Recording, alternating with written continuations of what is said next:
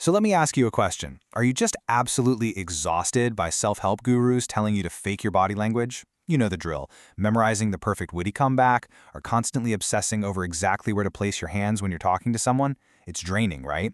Well, in today's explainer, we're unpacking a radically different approach to charisma found in the philosophy of Brother Najib.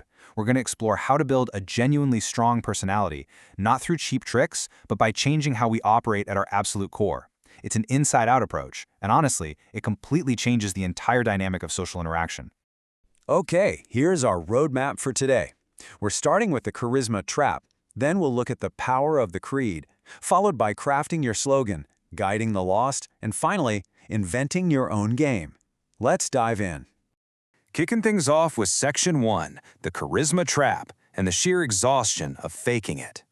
Look, we've got a massive, stark contrast between these two approaches.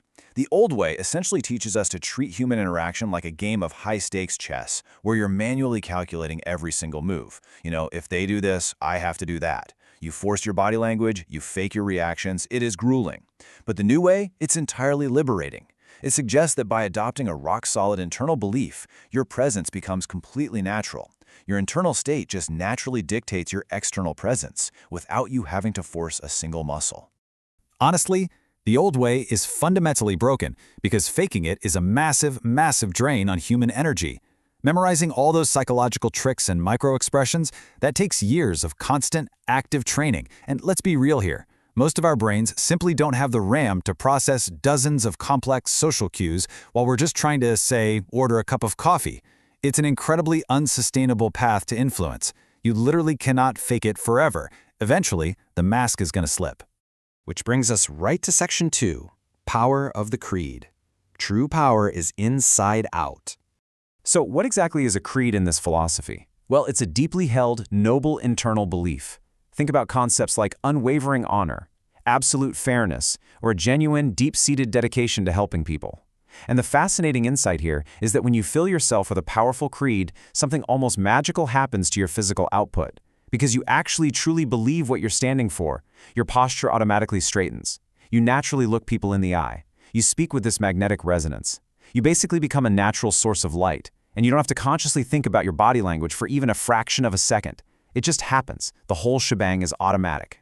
Now, hold on. A very important distinction to make here is that having a strong creed absolutely does not mean being aggressive. The source material explicitly rejects confrontational, ego-driven behavior. We aren't looking at how to pick fights or seek conflict. Instead, having a noble creed gives you what's described as an undeniable soft power. It's this quiet, magnetic strength that silences a room naturally, simply because people can instantly sense that you are genuinely fair and principled. Moving on to Section 3, Crafting your slogan. Translating that internal belief into action. Having a creed in your head is a fantastic starting point, right? But people need to actually see it to feel its effects. And that is where the slogan comes into play. The slogan acts as a bridge. It perfectly translates your complex internal moral framework into a simple, rallying concept that others can instantly grasp. It's a phrase or a stance that captures the unspoken emotions, the feelings of injustice, or the everyday struggles of the people around you. And this brings us to a brilliantly vivid metaphor from the text. I enter with my tank. Now, to be absolutely clear, this is definitely not about physical violence. It is a striking, memorable slogan that represents bringing massive, undeniable energy to a noble cause. It frames your interaction as a noble fight between good and evil. When you enter a space with your tank, you are bringing a powerful, protective energy that instantly draws people in and wakes them up. But this raises a really fascinating question. How do you lead people who don't even know what they want? I want you to just take a second and think about the social dynamics in your own life right now, maybe in your workplace or your core friend group. Have you noticed that most people seem to just be kind of drifting, waiting for someone else to make a decision or set the tone? Keep that in the back of your mind as we unpack the answer. And that perfectly tees up Section 4, Guiding the Lost, or as the source calls them, the wandering masses. When you actually break down the reality of society, a really wild dynamic emerges. The vast, overwhelming majority of people fall squarely into the category of the wandering masses. They are drifting. They completely lack a strong internal creed, and they certainly don't have a slogan. They're basically just trying to get by, quietly looking for direction. Then you've got a small slice of people exhausting themselves trying to fake their way to the top using those cheap tactics we talked about earlier. And finally, the absolute smallest slice, the authentic leaders who operate from a place of deep internal belief. Because the majority of people are just wandering. They are subconsciously waiting for a spark of light. Seriously, when you walk into a room and introduce your noble slogan, when you stand firmly on your creed, the wandering masses will naturally attach themselves to you. Why?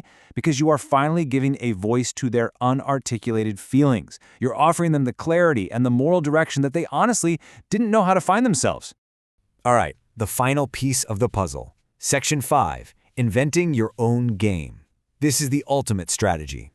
The source drops a truly profound truth here. The absolute best way to guarantee you're first in a game is to just invent the game yourself. You don't step into someone else's environment and play by their rules. Think of the historical figures mentioned in the text, guys like Muhammad Ali or Malcolm X. They didn't just play the social game by the existing, accepted rules of their time. No way! They brought something entirely new to the table, a totally different paradigm that forced everyone else to stop, pay attention, and adapt to them. So, how do we actually put this into practice in the real world? Well, it's a 3-step process. Step 1, adopt a highly noble creed. Step 2, establish a strict rule or a boundary based entirely on that creed. And step 3, just watch the social hierarchy naturally reorganize itself right around you. For example, imagine starting work at a struggling company where everyone has just sort of accepted the failure. You decide to set a standard. You absolutely refuse to accept that the company is failing. You bring a relentless standard of excellence. Suddenly, boom, you've invented a new game, and people are forced to either align with your noble standard or look incredibly foolish opposing it. Let's dive into a few more specific examples directly from our text to see how this plays out. In the workplace, imagine becoming a journalist who wears a pin signifying deep, relentless dedication to your country or your community. When colleagues interact with you, they're forced to engage with your noble standard. They can't exactly say, "Oh, I'm not dedicated," so they naturally follow your lead. Or take dating. Instead of using manipulative, cheesy pickup tricks, you set a firm rule. You absolutely refuse to play games with people's feelings. What happens? Any competitor relying on cheap tricks instantly looks inferior because you hold the undeniable moral high ground. You've elevated your status instantly just by changing the rules. So, the core mechanic we're uncovering here is honestly pretty beautiful. You aren't fighting anyone. Actually, scratch that.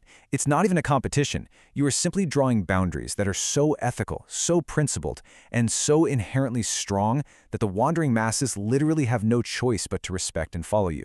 You set a standard so high that arguing against it makes the other person look bad. And that, right there, is the very essence of true authentic influence. I want to leave you with this one provocative thought for today. What is the noble game you are going to invent tomorrow? It might just be time to stop memorizing body language, stop calculating all those exhausting social chess moves. It is time to look inward, define your own undeniable creed, craft your slogan, and completely transform your reality.